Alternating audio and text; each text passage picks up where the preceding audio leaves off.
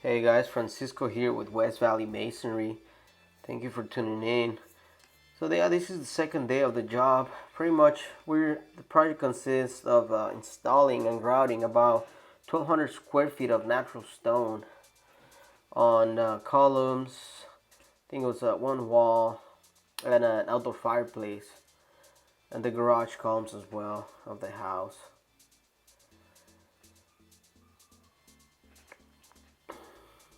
This project is in Alamo, California, which is a very, very high-end area.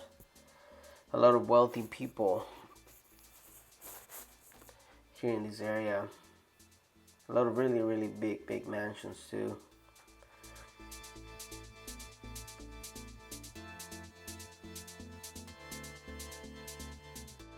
On these columns that you see us working on, it was so tricky to do the installation because most of the veneer stone needed it to be custom cut to size. So this was really, really custom work.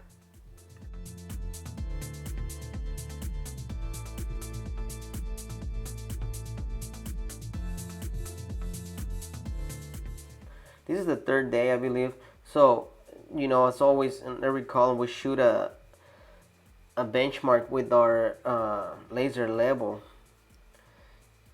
It just gives us an accurate elevation. Then from there, we can measure to our top of a stone. And then, we know from there that every single column is going to be at the same elevation once you finish on top with the stone. It's just so much easier than having to transfer elevations and whatnot. We'll just shoot a laser level, we'll mark the lines, and then we'll go from there.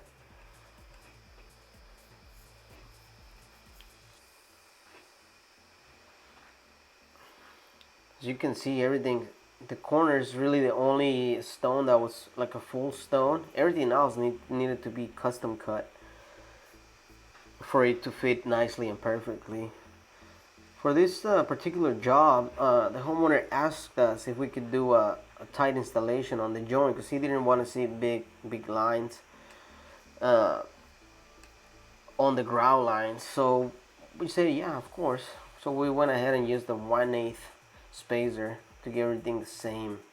Everything will be the same thickness for that joint. Typically, you want to go about 3/8 to ½ inch on the joints, but upon request we can of course arrange it. And we just went ahead and did 1/8 joint, which is a little bit better because you use less grout, so it saves you a little bit of money on the grout.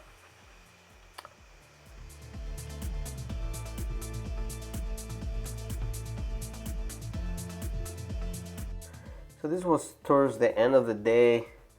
Usually, we like to clean up every day. We take about 15 minutes at the end of the day to clean up, make sure we don't leave a total mess.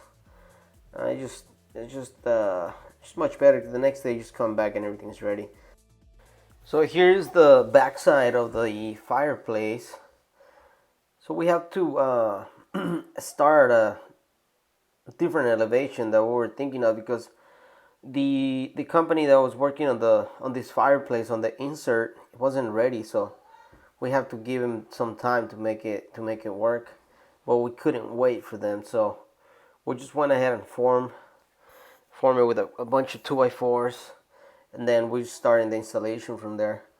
A quick tip for anyone doing it yourself, any DIYs, anything that you're applying to a stucco or brick or block, anything above 5 feet, you don't want to use your regular mortar type S.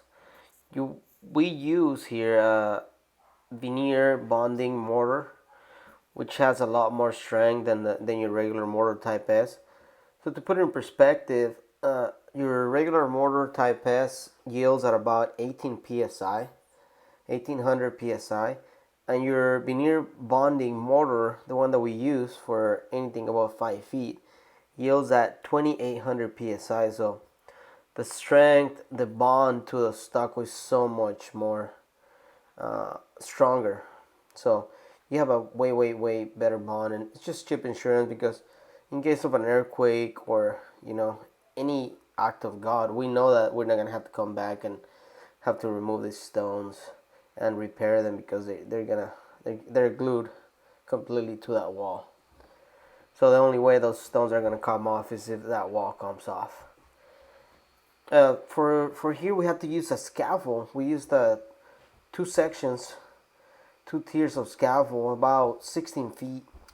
We have an ultra high ceiling here. That's what they call it. About 16 feet from the from bottom to top.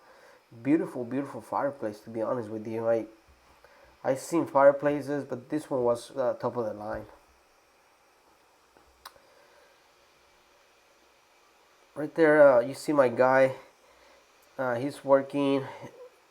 He's putting the level on every single stone because uh, this particular style of the stone, since you have a lot of squares and a lot of rectangles, if you're not level, you will notice it right away. So you gotta make sure you're putting that level, double checking your levels, because you definitely want to come back and repair this. So same thing here, we had to do a lot of cuts to fill in all those gaps, all those holes in between the stones.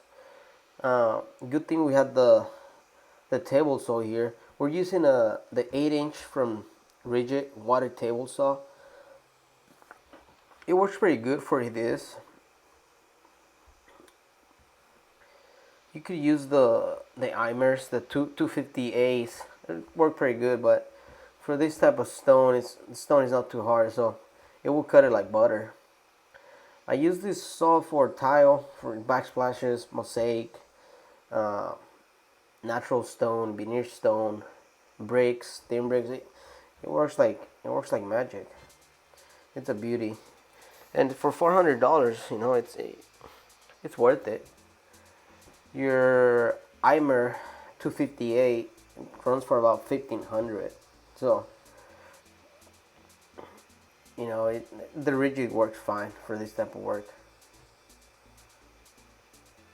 So here's getting close to the top of that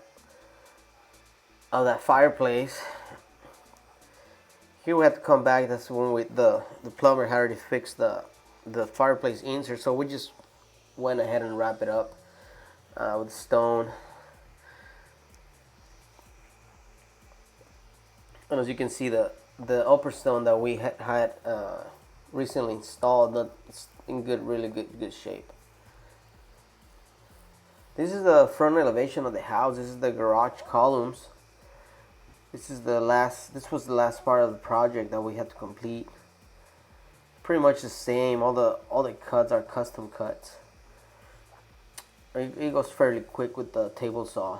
If you had to do them with the grinder, it would probably take twice as much time to get it done. But you can still get it done. I didn't have a chance to record the grouting for this project, but we used the color that it's called the alabaster. So that's pretty much it for today, guys. Thank you for watching. I hope you like this video. Please like, share, and subscribe. Thank you so much. We'll see you on the next one.